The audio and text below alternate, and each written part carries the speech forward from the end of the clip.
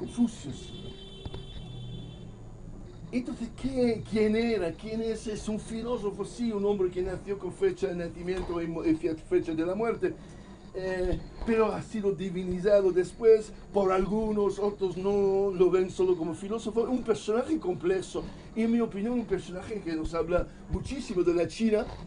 Y todo esto para decir que quizás mejor para nosotros ya aprender más de la China, que porque esto va a ser un problema dominante de nuestras vidas en los futuros años. Y entonces, ¿quiénes son enemigos o no? ¿Qué tienen en el coco? Pues el Confucio es creo, una buena manera para empezar a conocer la China.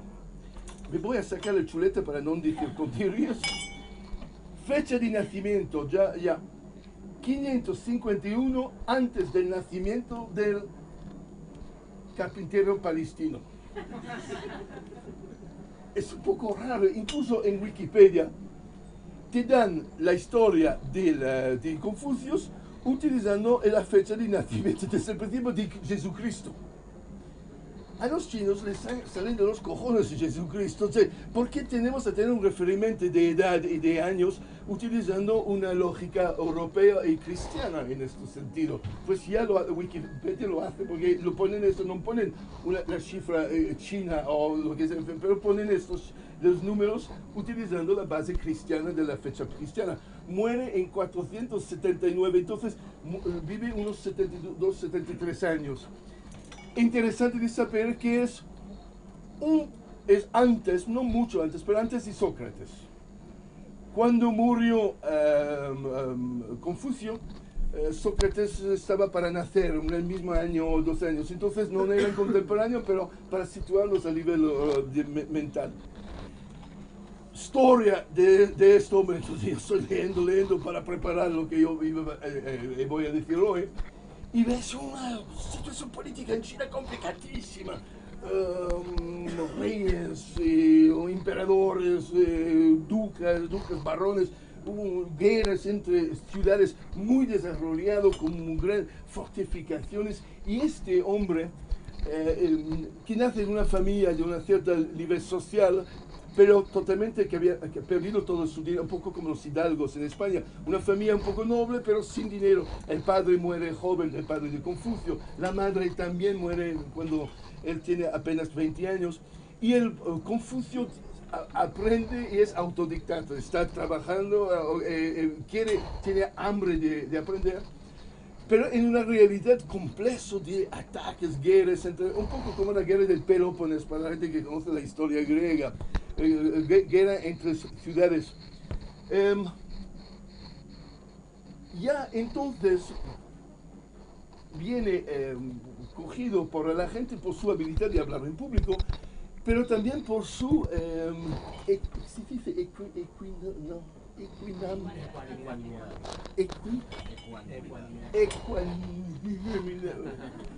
algo por ahí. Y este hombre parece que es uno de los únicos que dice cosas sensatas en un mundo de guerras, en un mundo de enfrentamientos continuos, guerras entre hermanos. Este hombre empieza a hablar de verdaderos valores. Pasó sobre toda su vida, pero se ve que él tiene posiciones incluso ministeriales en diferentes ciudades y todo. Un hombre que gana el respeto de todo por esta inteligencia, por esta intención de pacificar su época. No consigue porque las guerras siguen, pero él está ahí intentando de hacerlo. Pero más que todo, viene conocido por las cosas que dice y que a la gente le gusta. Entonces hay una serie de temas que después entra en la historia misma de la China, en la filosofía china. Los chinos dicen somos confucionistas, son la base prácticamente de la cultura china, van a decir que es de este hombre. Es una pequeña lista de las cosas que él decía. Primera cosa, quizás para todos los chinos, incluso la tienda todo a 100, la primera cosa, la regla de oro de Confucio es hacer a los demás lo que tú quieres que los demás hacen a ti. Que creo que en cristianismo hay algo parecido, pero esto es la regla de oro. que me voy a recordar la próxima vez que no quieren cambiarme cosas cuando compro en la tienda de todo el tiempo. Regla de plata. No hacer a los demás lo que tú no quieres que los demás no hacen a ti. Y entonces un sabio está hablando con Confucio y dice, pide el sabio, maestro, que si hay una palabra que tendrá que acompañarnos toda la vida, ¿cuál puede ser esta palabra? Y el Confucio contesta, ¿y por qué no la reciprocidad? La reciprocidad. Y no lo dice la reciprocidad. Y dice, ¿y por qué no? Dice, empieza. Porque se ve que las cosas muy importantes es la manera que articula estas ideas, siempre con muchísima humildad, o quizás falsa humildad, pero humilde, no va diciendo hay que hacer eso, y son sugerencias, posibilidades, a lo mejor esto es mejor que esto, eso siempre de una manera como indirecto, para no enfrentarnos. Cosas también bastante ridículas. Yo ayer estoy repasando temas para decir cosas hoy, tengo 67 años,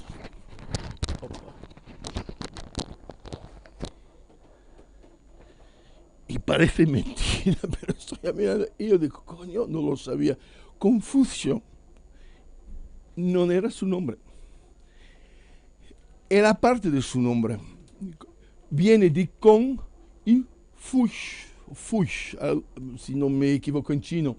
Con es su apellido y fush es maestro. Sencillamente es maestro con. Esto sale como Confucio. Y en otros idiomas, no en español, pero otros idiomas utilizan la versión latino, Confucius. Y esto también fue una cosa que he aprendido hace poco. No es por casualidad esto. ¿Por qué utilizan en inglés o en alemán o incluso en italiano Confucius? Porque fue un jesuita a encontrar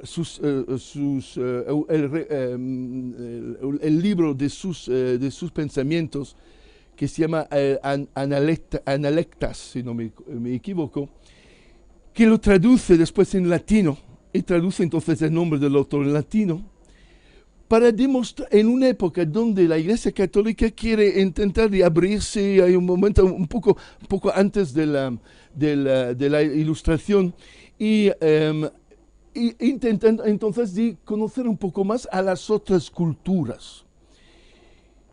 Esta idea entonces de hacer al próximo lo que tú quieres que el próximo haces a ti, que es como cristiano, entonces es como, dicen los cristianos, dicen, hostia, los chinos también son humanos.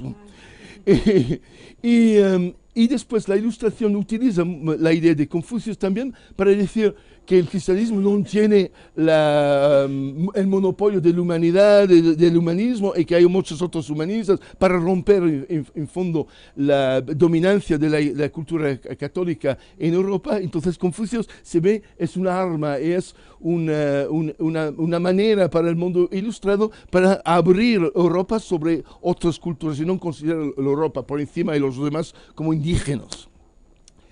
Pero divertido porque también muy a la manera griega, los grandes temas, como he dicho, nunca le dice directamente, son frases, se dice sibilinas, que hay que interpretar. Una de las frases sibilinas más complicadas de Confucio, que ha creado incluso problemas hasta con el Mao Zedong y los comunismos chinos, es un intercambio entre un discípulo y Confucio. Un discípulo viene corriendo y dice, Confucio, las cuadras imperiales se han quemado del todo. Un incendio terrificante han quemado a todas las cuadras del emperador. Y Confucio contesta, ¿cuántos heridos hubo? ¿Te imaginas este pequeño intercambio es un debate político que dura de 2400 años en China, que han podido hacer nacer la derecha se ve como Confucio, Mao Zedong y la izquierda también, y cuál es el significado. Pues he leído el análisis de esta frase tan importante del confucianismo, que entonces para un chino lo normal hubiera sido de decir cuántos caballos han muerto. Porque los caballos eran la posesión más importante de un imperio.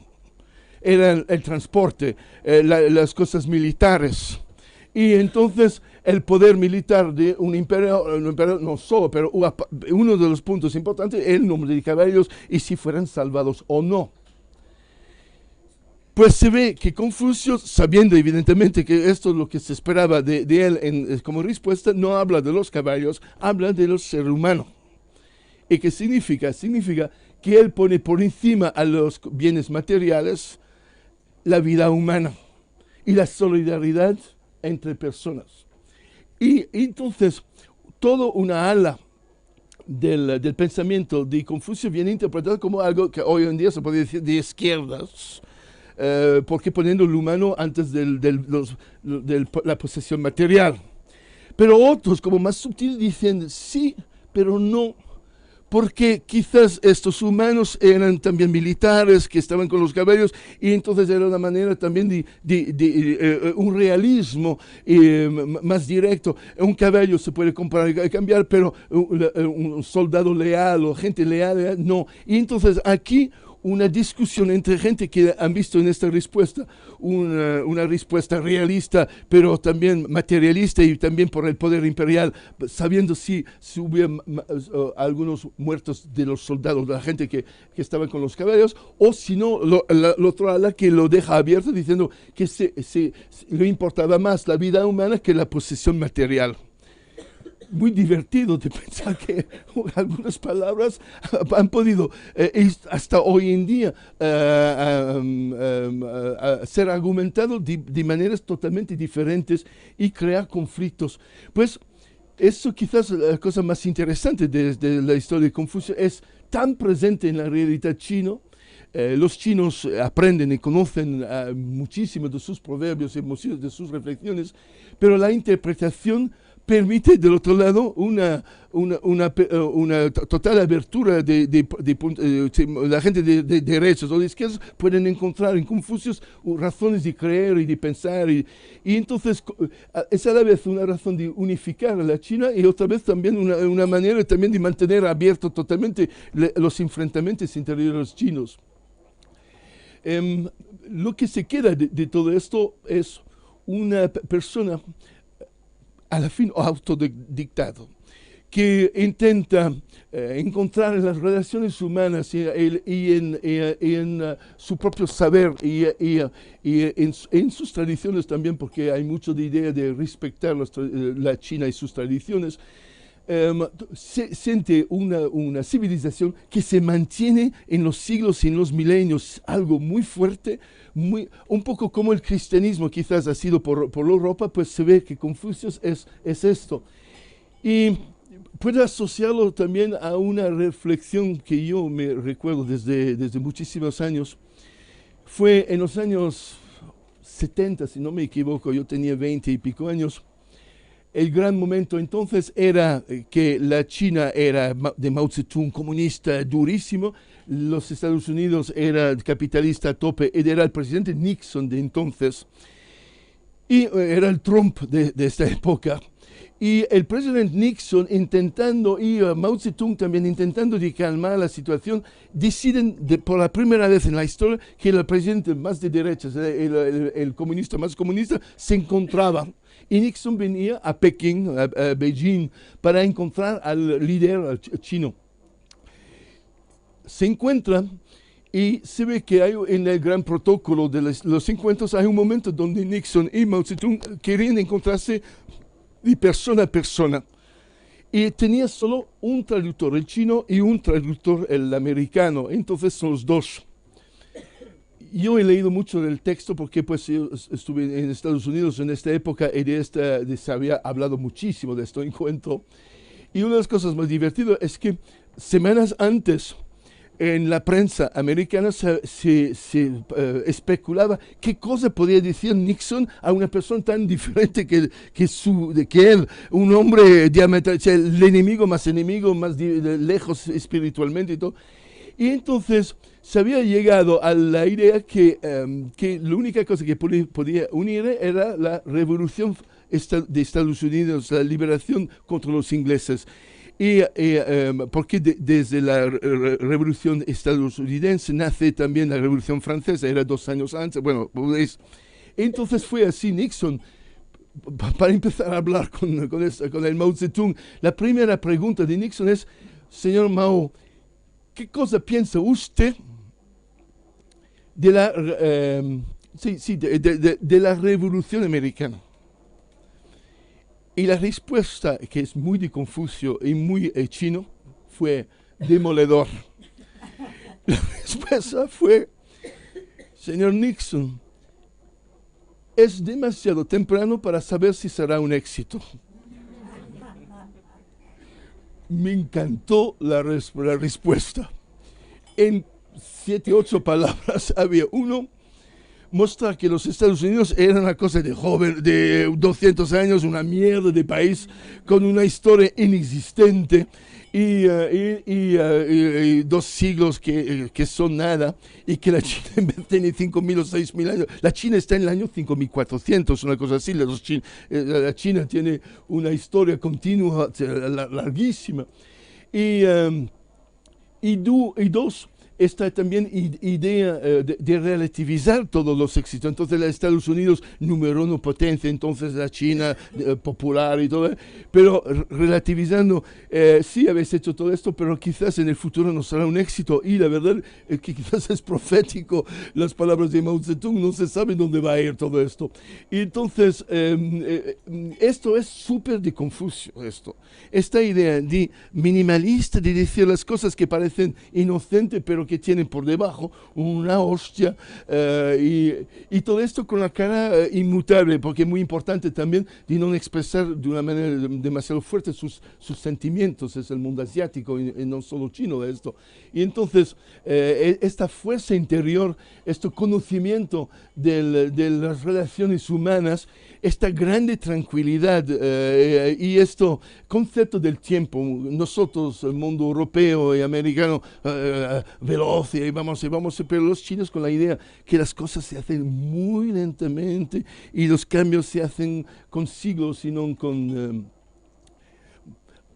Una pequeña anécdota y voy a acabar.